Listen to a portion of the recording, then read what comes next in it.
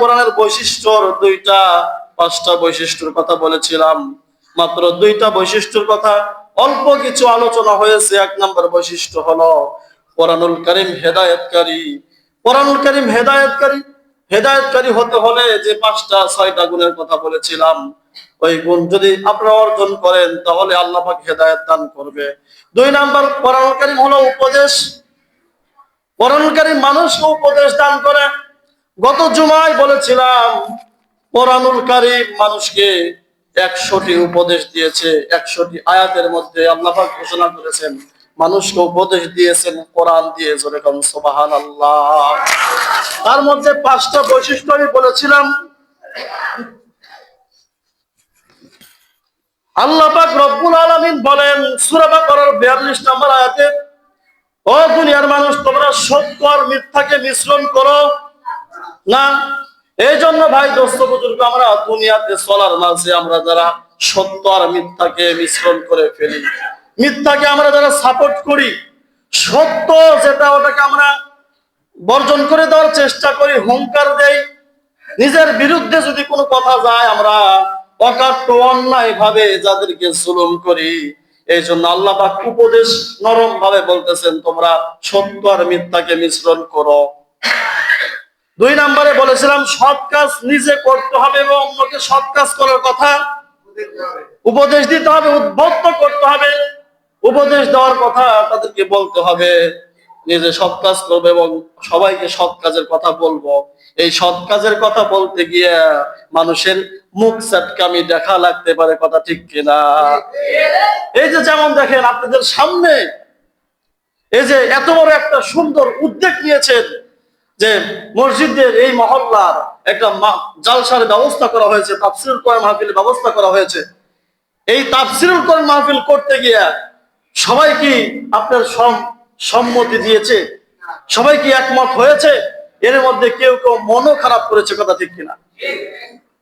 এবং শুধু মন খারাপ না, আপনি মসজিদের দায়িত্ব পালন করতে গিয়ে আপনি সেক্রেটারি, সভাপতি, সহসভাপতি, কেশিয়ার, আপনি যেই হন না কেন, এই দায়িত্ব পালন করতে গিয়ে আপনার বিভিন্ন রকমের কথাও শোনা লাগতে পারে, কথা ঠিক কিনা? অনেক রকম কথা আপনাকে শুনতে হবে। এটা নতুন কিছু না, সেই আদম আলাইহিস সালাম থেকে শুরু করে শেষ নবী পর্যন্ত হয়েছে। এবং শেষ নবীর থেকে শুরু করে যতদিন পর্যন্ত আল কোরিয়া পৃথিবী ধ্বংস হবে, শেষ পর্যন্ত ওই পন্থীর লোকের কথা আমাদের শুনতেই হবে, কথা ঠিক কিনা? এই জন্য ভাই দোস্ত বুজুর্গ, এবার আমরা যারা দায়িত্বে আছি, খোদার কসম যে কয় বছর ধরে এই কোরআনের পথে রয়েছি, কত মানুষের কত কথা শুনেছি, কত রকমের গালাগালি, কত রকমের চিৎকারি, কত কিছু শুনেছি। যদি মনে রাগ হতো, যদি এরকম মনে করতাম আমি তো এই কাজের জন্য বেতন পাই না, আমি তো এই কাজের জন্য কোনো হাদিয়া পাই না, এই কাজের জন্য তো আমি বিশাল বড় কিছু পাই না, তাহলে এই অযথাই কোরআনের কথা বলে আমার এই গালি শোনার দরকার কি? এই কথা কি বলা যাবে? তাহলে আমরা যারা দায়িত্বে আছি, ইসলামিক দায়িত্বে, মসজিদের দায়িত্বে, মাদ্রাসার দায়িত্বে, দিনী প্রতিষ্ঠানের যে কোনো দায়িত্বে আছি, এমনি এমনি দায়িত্বে আছি, কোনো বেতন দেওয়া হয়? বেতন দেওয়া হয়? বেতন দেওয়া হয় না। কিন্তু বেতন না দেওয়া হলেও বিভিন্ন মানুষের বিভিন্ন রকমের কথা শোনা লাগতে পারে, এই বিধায় কোনো দায়িত্ব থেকে চলে যাওয়া যাবে না। শেষ পর্যন্ত আমাকে এই পথে টিকে থাকতে হবে, কথা ঠিক কিনা? রাসূলুল্লাহ সাল্লাল্লাহু আলাইহি সাল্লাম আসার পর থেকে, দুনিয়াতে আসার পর থেকে যতদিন পর্যন্ত তার উপর কোরআনুল কারীম নাজিল হন নাই, তিনি কিন্তু কষ্ট করেছেন। তারপরেও হুকুম আসে নাই, তবুও রাসূল ঘরে বসে থাকে নাই, হেরায় গুহায় গিয়া 1 সপ্তাহ, 2 সপ্তাহ, 15 দিন খেয়ে না খেয়ে উম্মতের জন্য কেঁদেছে। কোন বার্তা দিয়ে আমার উম্মতকে বাঁচাতে পারবো? আল্লাহু আকবার। এই জন্য কুকরিপাড়া মহল্লাবাসী, আমি আপনাদেরকে অনেক মহাব্বত করি। আমি চাই কাল কিয়ামতের দিনে যে এইভাবে বসে আছি, আমাদেরকে আল্লাহ পাক এইভাবে একদিন বিচারের কাঠ করে দাঁড় করাবেন। আল্লাহ পাকের একটা সিংহাসন থাকবে, আল্লাহ পাকের সিংহাসনের পাশে রাসূলের একটা সিংহাসন থাকবে। আর আমরা যারা সাধারণ মানুষ, আল্লাহ পাকের বান্দা, আমরা সবাই এইভাবে সামনে দাঁড়িয়ে থাকবো, বসে না। কি থাকবো? কালা খামসিনা আলফা সানা। আল্লাহ পাক কোরআন কারীমে বলেন সেই দিন মানুষ খালি পায়ে উলঙ্গ হয়ে আল্লাহ পাকের সামনে দাঁড়িয়ে থাকবে। আল্লাহু আকবার। উলঙ্গ হয়ে খালি পায়ে দাঁড়িয়ে থাকবে সেই দিন। এইভাবে আমরা যে বসে আছি সেই দিন আমাকে দাঁড়িয়ে থাকতে হবে, বিচারের কাঠগড়ে আমাকে দাঁড়াতে হবে। এই বিচারের কাঠগড়ে দাঁড়ানোর আগে আমাদেরকে আল্লাহ পাক যে দায়িত্বগুলো, ইসলামিক দায়িত্ব আমাদেরকে ভর করেছেন, দিয়েছেন, এগুলো আমাদের সঠিকভাবে পালন করে যেতে হবে। কথা ঠিক কিনা? এই জন্য বিভিন্ন রকমের বিভিন্ন কথা বললে মন খারাপ করা যাবে না। ইন্নাল্লাহা মা'আস সাবিরিন। এই জন্য আল্লাহ পাক রব্বুল আলামিন নামাজ সবচেয়ে বড় একটা ফরজ। নামাজের কথা আল্লাহ কোরআনুল কারীমে 82 জায়গায় বলেছেন। আর আল্লাহ পাক রব্বুল আলামিন ইন্নাল্লাহা মা'আস সাবিরিন, ধৈর্যের কথা আল্লাহ গোটা কোরআনে 112 বার বলেছেন। আল্লাহু আকবার। কারণ ইসলামের পথে টিকতে হলে, ফরজ আদায় করতে হলে প্রত্যেকটা মানুষের সবচেয়ে বেশি প্রয়োজন হলো ধৈর্য। কথা ঠিক কিনা? এই পথে থাকতে হলে ধৈর্যের প্রয়োজন আছে, প্রচুর ধৈর্যের প্রয়োজন আছে। বিভিন্ন রকমের কথা শুনতে হতে পারে। এই জন্য আল্লাহ পাক রব্বুল আলামিন উপদেশ দিয়ে আমাদেরকে বলতেছেন, তোমরা সৎ কাজ নিজে করো এবং অন্যকে করার উদ্বুদ্ধ করো। এই সৎ কাজ করতে গিয়ে তোমাকে বিভিন্ন রকমের কথা শোনা লাগতে পারে, গালি শোনা লাগতে পারে, তুমি এই কাজের বেতন পাবে না, তবু ইন্নাল্লাহা মা'আস সাবিরিন, ধৈর্য ধরে আল্লাহর কাজ আমাদেরকে চালিয়ে যেতে হবে। কথা ঠিক কিনা? এই জন্য 3 নম্বরে বলেছিলাম, বিবাদে লিপ্ত হয় না, হিংসা বিদ্বেষ করো, ঝগড়াঝাটি করো না। এই যে আমরা এই ভালো কাজ করতে গিয়া এর মধ্যে দেখবেন অনেকেই বিবাদ করবে, হিংসা করবে, ভালো মতো এই কাজের দিকে আগাবে না, পিছন দিক ঘুরে থাকবে, মুখ অন্য দিক ঘুরিয়ে রাখবে, এই কাজের দিক সহযোগিতা করবে না। আছে না নাই? এই জন্য আমাদের সবাই মিলে, আমরা যেহেতু সবাই মুসলিম, আল্লাহ পাক রব্বুল আলামিন আমাদেরকে হাক্কা তুকাতিহি ওয়ালা তামুতুন্না ইল্লা ওয়া আনতুম মুসলিমুন, সঠিক মুসলমান হয়ে যেন আমরা যেতে পারি, এজন্য আমাদেরকে সবাই মিলে ইসলামের কাজ করতে হবে। কথা ঠিক কিনা? এই যে তাফসীরুল কোরআন মাহফিল আপনারা যে ব্যবস্থা করতেছেন, এটা কি শুধু মসজিদ কমিটির একলা দায়িত্ব? মহল্লার সবার দায়িত্ব?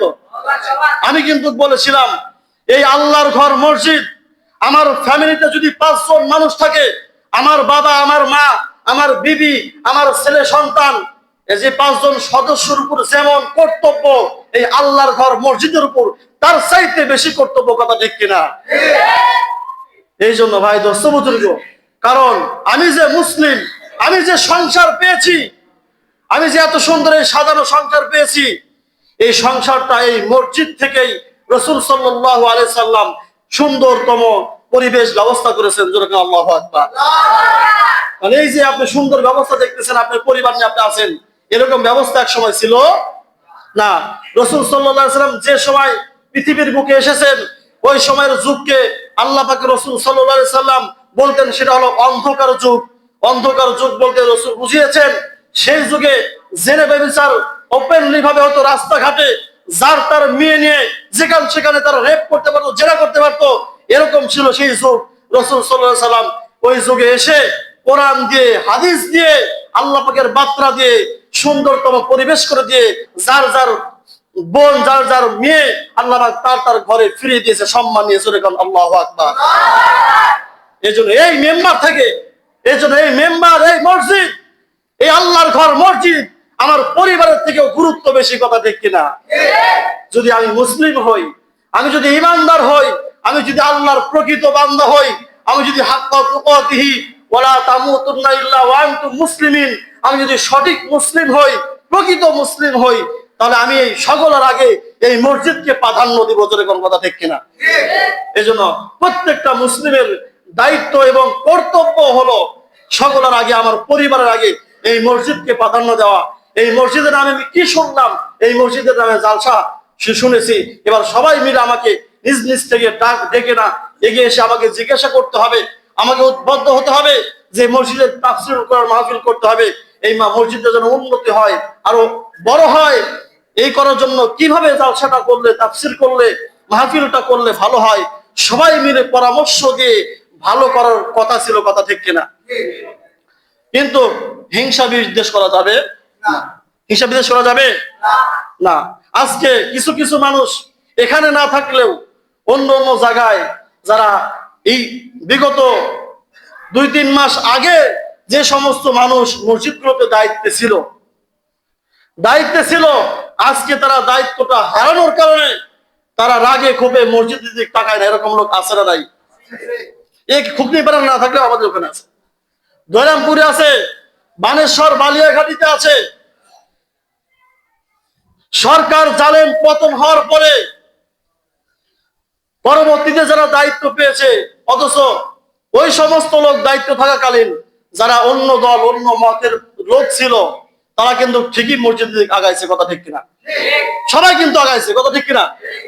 কিন্তু তারা নিজেরা ক্ষমতা হারানোর কারণে কিছু কিছু মানুষ, কিছু কিছু মসজিদের কমিটি যারা ছিল আগে, তারা ক্ষমতা হারানোর কারণে তারা ওই মসজিদের দিকে আর ফিরেও তাকায় না, আছে নাই? আশ্চর্য ব্যাপার। তার মানে বোঝা গেল, এর থেকে বোঝা যায় এই পর্যন্ত যারা এই কাজগুলো করেছে, ক্ষমতা হারিয়ে তারা আল্লাহর ঘরের দিকে তাকায় না, তারা আল্লাহর ঘরের দিকে তাকিয়েছিল না, তারা শুধু ক্ষমতার বলে, দুইটা কথা বলার বলে, এই জন্য তারা মসজিদে আসতো, কথা ঠিক কিনা? আশ্চর্য কথা। এতদিন মসজিদে তার দায়িত্ব ছিল, সভাপতি ছিল, সহসভাপতি ছিল, সেক্রেটারি ছিল, সদস্য ছিল, তারা মসজিদের খোঁজ নিত, আসতো, কথা বলতো, সামনের কাতারে আসতো। আজকে দায়িত্ব হারানোর পরে আর তাকে খুঁজে পাওয়া যায় না। তাদেরকে আর খুঁজে পাওয়া যায়? কি দোষ করলো আল্লাহর ঘর মসজিদ?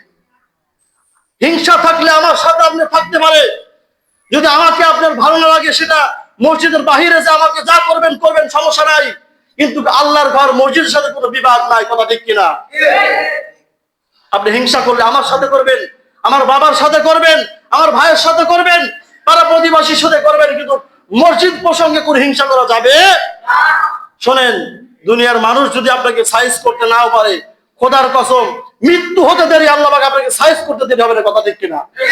এজন্য সোজা হন। যারা ইতিপূর্বে যারা নির্যাতনে ছিল, যদিও নির্যাতনে ঘরে ঠিক মতো শুইতে পারে নাই, খোদার কসম বাড়িতে যাইতে পারি নাই, তবুও মসজিদের সাথে লেগেছিলাম, কথা ঠিক কিনা? অনেক আসে বলতো হুজুর আজকে বাসায় থাকা যাবে না, বাবা ফোন দিত, বাড়ি আলী ফোন দিত, মা ফোন দিত, বাবা আজকে আসো না, আজকে বাসায় আসা যাবে না, কিন্তু তবুও মসজিদ ছাড়ি নাই, কথা ঠিক কিনা? এই জন্য ভাই দোস্ত বুজুর্গ, আরো যারা আমাদের সাথে ছিলেন, বিএনপির ভাইরা ছিলেন, জামাতের ভাইরা ছিলেন, আরো যারা অন্য পদে ছিলেন, তারা কিন্তু যতই জুলুম হোক অন্তত মসজিদের সাথে তারা থাকতো, কথা ঠিক কিনা? মসজিদ থেকে দূরে চলে যায় না। এই জন্য আমরা যে দলই করি না কেন, যেখানেই থাকি না কেন, যেভাবেই থাকি না কেন, আল্লাহর ঘরের সাথে আমার কোনো আপোষ, আমার হিংসা আছে রাজনৈতিক দলের সাথে আছে, কিন্তু আল্লাহ পাকের ঘরের সাথে নাই, কথা ঠিক কিনা?